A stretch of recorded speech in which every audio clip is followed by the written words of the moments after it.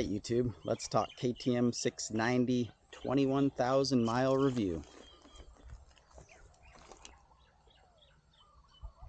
So I've owned this KTM 690 since 2018, and the first thing I'd kind of like to talk to you guys about is who this bike is for. So I've owned, I'm not exactly sure, but I believe about maybe 10 other KTMs since I bought this 690. I've got them for all kinds of riding, and so that's kind of what I want to talk about, what this bike is for specifically first. So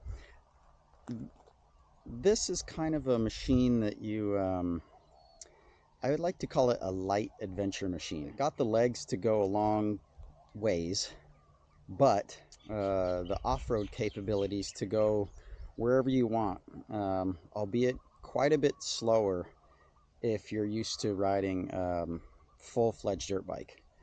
So this thing isn't light, and kind of where I would recommend this to people would be if they were kind of a double track rider, fire road, mostly drier terrain. When this thing gets into wetter, slipperier terrain, it can be quite the handful.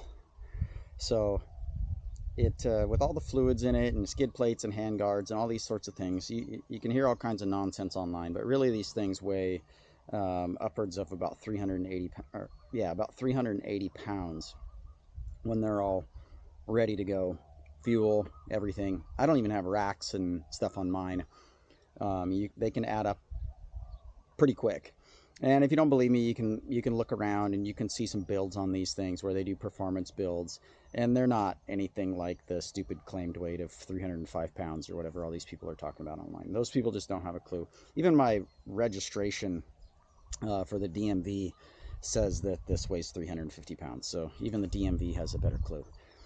So if you're getting into just straight up serious off-road, unless you're in some kind of deserty conditions, and even then I probably wouldn't recommend this as the primary vehicle for that. I would steer you more towards a 450 or 500 EXC. If you're going to be off the road 75-80% of the time, you can't beat those things. If you have a lot of pavement or freeway or just lots of high speed double track, desert kind of type roads and stuff, this thing works really well for that if you have decent tires on it. So it's very capable off-road. I have no complaints about it off-road because I come into it knowing what it is, and I don't try and pretend it's something else. I did when I first got it. If you go watch my very first reviews on it, I was basically trying to practice cross-country racing on this thing because it was the only bike I had, because I was just getting back into riding, and it's not for that. I was doing it. It's just a lot of bike. It pushes around a lot. You have to kind of ride it from the rear. Excuse me for a moment. Okay, so before everybody starts hyperventilating, just want to clarify what I said. This thing can do everything you need it to do. It's a great bike. I love it to death. This is not going to be a review shaming on it, so I'm not saying that. But if you go into purchasing one, or if you already have one and you kind of know its limitations, it makes it more enjoyable to own. I absolutely love this thing, but now that I have other bikes and I know the limitations that it has, or the days that I do and don't want to get crazy, is how I select it. And so if you put good tires on this, which I'll get to, it's very capable off-road, but it's just a little bit too much push in the front end for me. It's harder to pick up when you dump it over, especially if you're older or whatever, or you're not very tall, or all these other things that people complain about. The 450 and 500 EXC, which I also have, they're better for the off-road. You get on the road though, and these things, the extra weight and the way that they just push through the wind and stuff is quite a bit more enjoyable. Obviously some of that goes away when you put more off-road based tires around them, but they ride great. and you can get anywhere on them. It's just slower than you would on a 450 or a 500 EXC.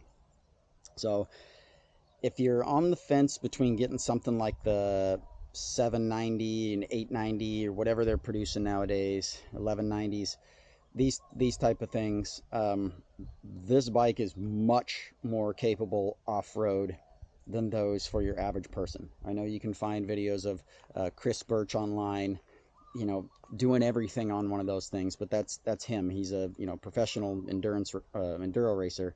That's not your average person. You know, even the videos of me riding this thing, that's not your average person riding this thing. So when you get those big bikes up in the trails and you're trying to do gnarly stuff on them, yeah, they'll do it with the right person on them. But when you start bumping them over, parts are expensive. It starts taking the enjoyment out of it, and it's just not as fun. So if you're kind of that like 50-50 person where you like off-road but you want decent on-road, this is a fantastic machine for this. I would say it's class leading. It's got way more power than the Hondas and all those other ones that are in the same class, if you even want to put them in the same class as this thing. You know, the 701 and the Gas are obviously almost identical bikes to this, so pairing those all in there, these things are much more capable than those true adventure bikes. I would say the only real limitation of these is the fuel capacity. They do offer other fuel options if you want to put more fuel on these things, but you have to remember, when you start adding fuel to them, you start adding weight to them too, so you're taking away some of the off-road kind of handling or nimbleness when you start adding more fuel in the things. So now it's got a Kenda big block on the rear, and I don't particularly love the big block, but it's hard to get tires where I live here in Hawaii. Mail order companies like to charge $80 to ship them, and if the distributors are out of the tires when I'm looking to get new ones and my local dealer can't order them for me, then I'm kind of screwed on my options. You know, unless I want to get something super expensive, some, you know, $250 tire or whatever. That's another story. But I kind of like to be in that sub $150 tire range personally, just because if you look at the ground around here, it's extremely rocky and tires get trashed really quick. So I like to be that sub $150 tire range, and there's not that many great offerings out there, you know, that I can get. So right now it's got a big block on it because I wanted something that would do okay-ish on the road, because that's where most of this thing's life is. And then I like to just be able to, you know, if I'm riding with some slower friends or something, I can take this bike and I can do everything that they can do on this 690, you know, compared to all my other rider friends. So sometimes I just take this to challenge myself, so I'm not, I don't know, maybe as bored riding with people. This thing's been an excellent machine, has 21,000 miles on it now. I've done really very little to it. I'll show you what I have done to it. I have no idea how many tires it's had on it. Quite a few. I want to think it's like probably 18 or 20 different tires on it at this point.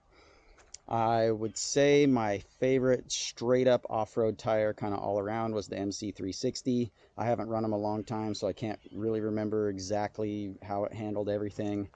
Probably my favorite kind of road tire I had on it was the Karoo 3. Like I said, I can't get a lot of the tires that people in the lower 48 can get. So it's just, I'm limited on what I can get, but that will segue me into this tire. This is Metzeler Karoo Extreme. There's also another sister tire to this. Totally spacing off, I'll remember in a minute. This tire is really quite aggressive. It's used in Dakar racing, and I'll tell you right now, on the road, it feels like a street tire. That is the most impressive off-road tire as far as the way it rolls on the street.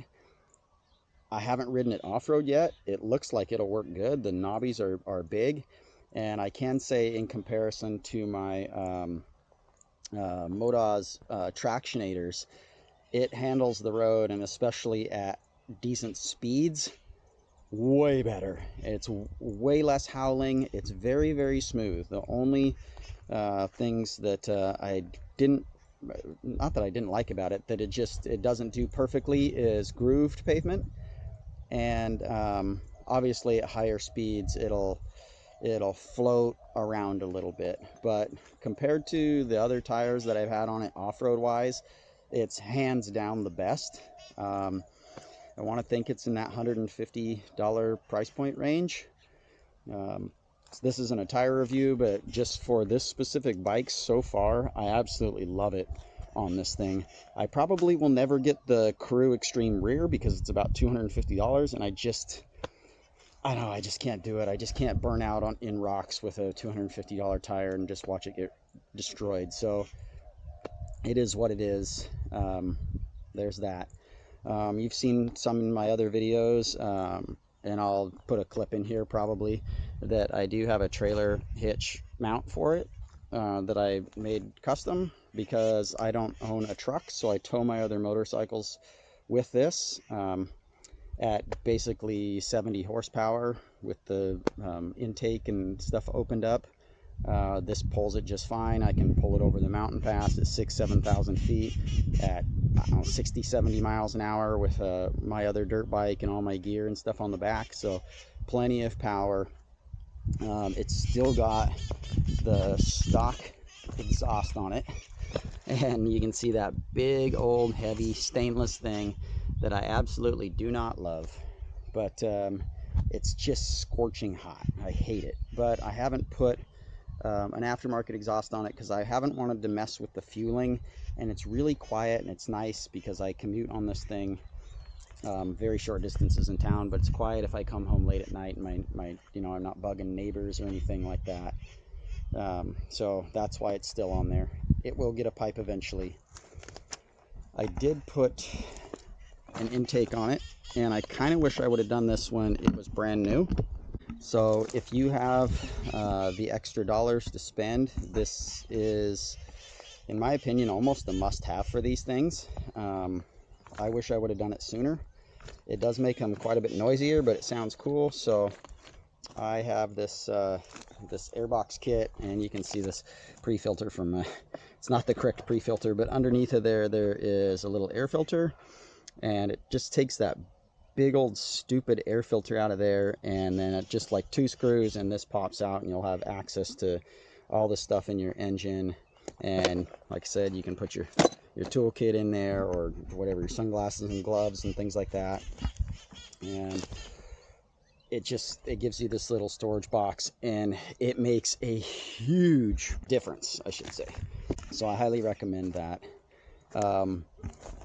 I had steg pegs on it. I take them on and off from time to time. I am actually using the pucks on my 450 at the moment, but I like just having the brackets on there because it protects the fuel tank, and so my legs and stuff aren't rubbing all over my fuel tank. They actually just rub on the steg pegs bracket. As you can see, I've had some rock damage and stuff here from a crash like when I very first got it. It's just superficial, but anyway, I just leave those on there all the time, even if I don't have the pucks, to keep it safe. And you can see the cover here. This is a must-have. I don't care where you get one from. The brake pedal likes to punch holes in there. You can see how many times the stock brake lever was trying to chunk out my skid plate. I punched multiple holes in cases. It's just butter soft, and the thing sticks out, so get one of these aluminum covers on there ASAP. My brake pedals have broken multiple times, so right now it's actually broken and re-drilled, and it's a shorty, which I know that seems stupid, but it doesn't have a lot of leverage, so it kind of creates its own anti-lock system. And I actually disabled the ABS on this thing by putting a spacer right in here, and I spaced it out so that it can't read it, which leaves the light on all the time. But my foot is my ABS, especially with that smaller shortened pedal on it, and so I really love it, and I don't want to change it, and that's just the way it is. I had one issue where my starter post broke. The KTM warrantied it. That was after I first got it. jumping it and stuff, I blew out all the taillights.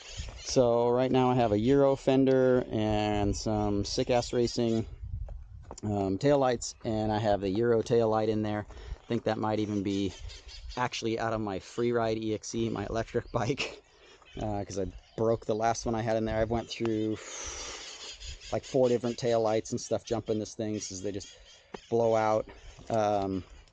Everything else is stock. I put all these hand guards and stuff on there when it was new, and I don't mess with anything. I did break the steering lock in a crash on the pavement. I kind of JB welded it back together and stuck it in there. I probably should fix it eventually, but I don't know, it sort of works. But yeah, this thing just keeps going and just keeps going. I run only ethanol free gas in it.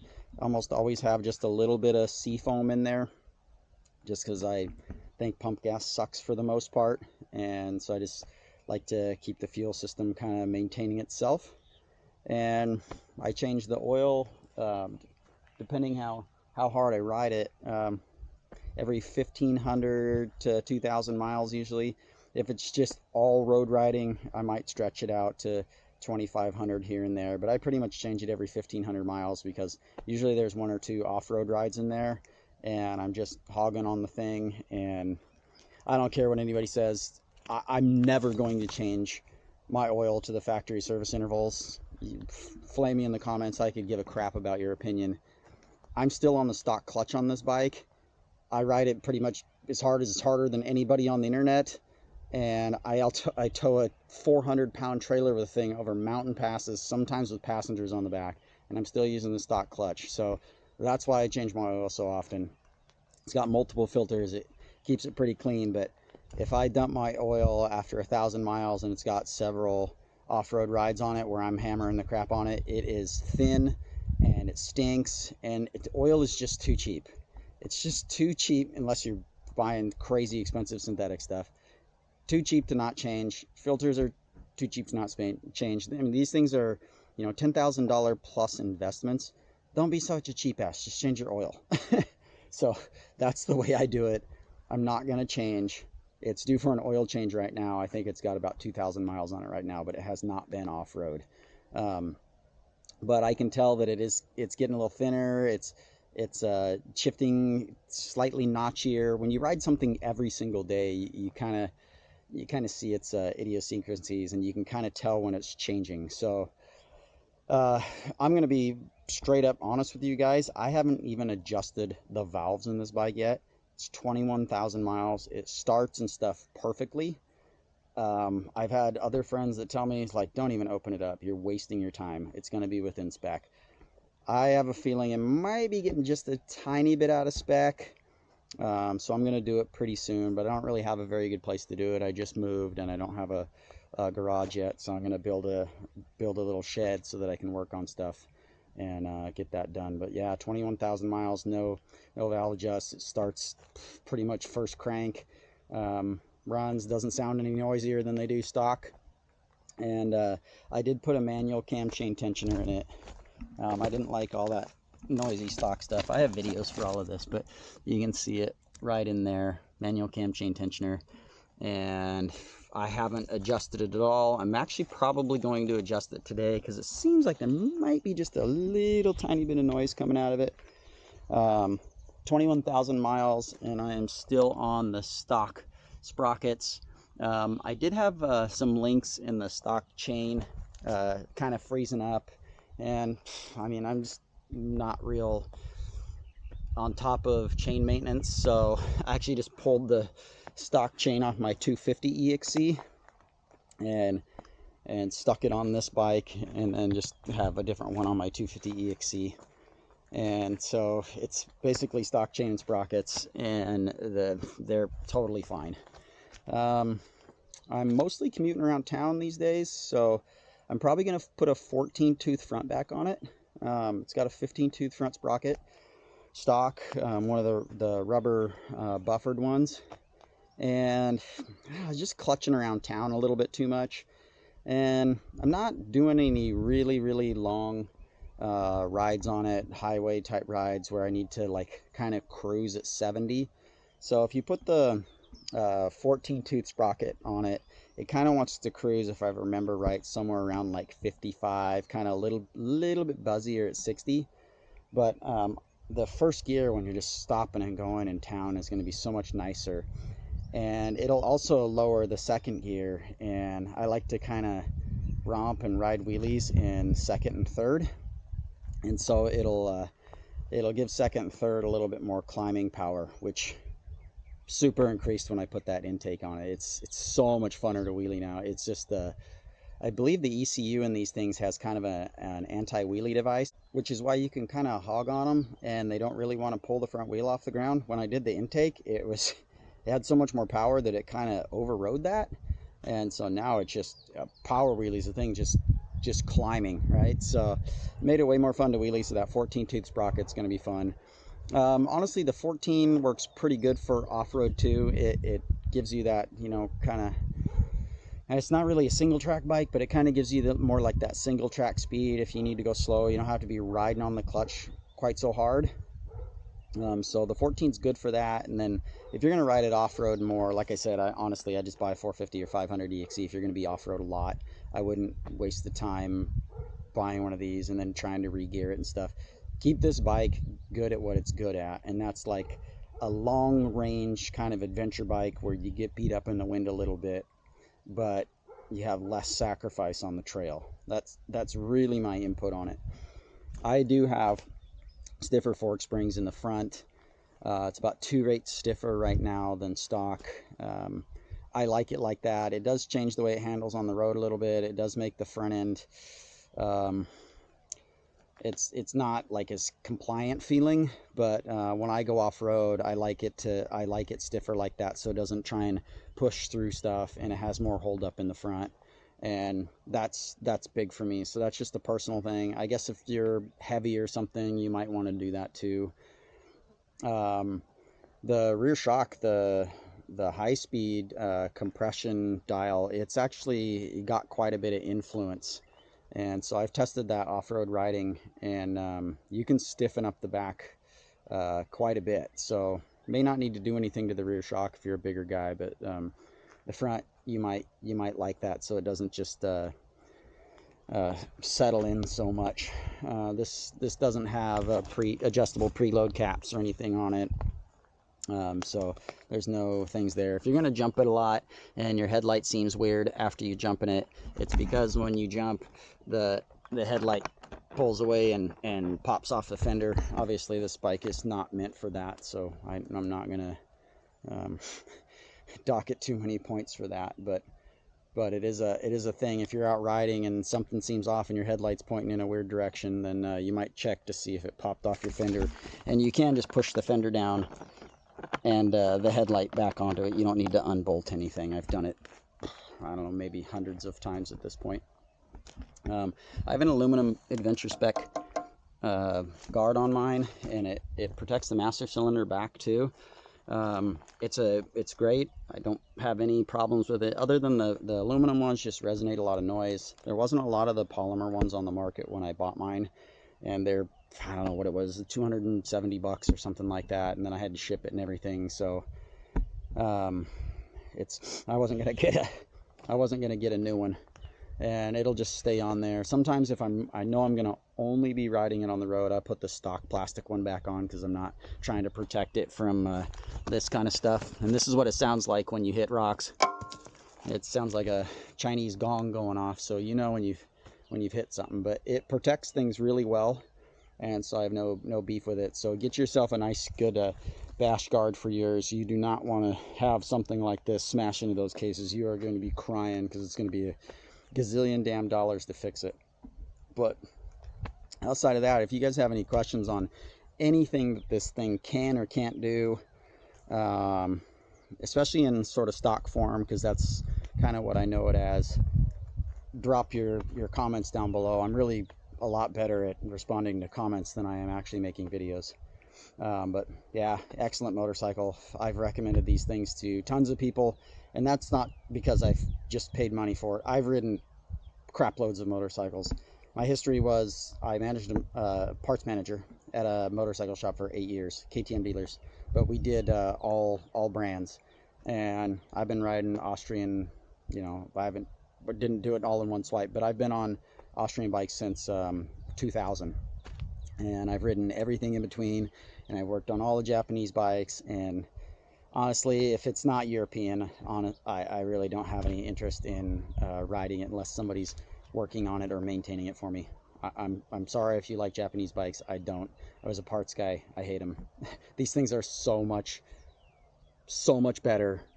It's just in my brain, having been around them and worked on them and ordered parts and stuff, that there's no comparison. There's just no comparison. Every bike has its place, and I'm not crapping on anybody's bike or their love, but if you're just putting around real slow or something, get a KLR. If you want any kind of performance, it doesn't even compare to this. They're not even in the same world. It's like comparing a Ferrari to a Prius. And so just keep that in mind. That's why they cost a little bit more. It's not just because they're an expensive Chinese KTM and all these dumb things that people are saying online anymore. They're not made in China. It's completely dumb. They're excellent motorcycles. Get yourself a 701, a 690, or the gas. They're all the same thing. Whatever you have the best dealer support for, and enjoy riding it, especially if you're on nice dry double track fire roads, desert kind of adventuring. Just make sure that you've got enough gas for more than 150 miles if you plan on doing that, because that's pretty much the effective range. But love the bike. Good job, KTM. I'm glad they don't change it a huge amount. I would probably like the new model. I like the flatter body work and stuff of the new one. I'm a dirt bike guy, and so I like the real hard flat seat that most people don't like. I like all those things. This seat's completely fine for me. It's squishy. Obviously my butt's been on it for many hours. My knees actually have dents right here that you can feel. But for your average person, they want seat concept seats. I don't care. I like the flat hard ones. It allows me to move around on the bike. And yeah, I have videos on how to ride these faster if you guys want to learn. So check my 690 playlist and have fun. You can watch videos for hours and hours and hours in there. So it's good to be on YouTube again. Check you guys all later, and hope you enjoyed that. Put your comments below. Ask anything. If I don't know, I'll tell you. If I do know, I'll tell you. Take care.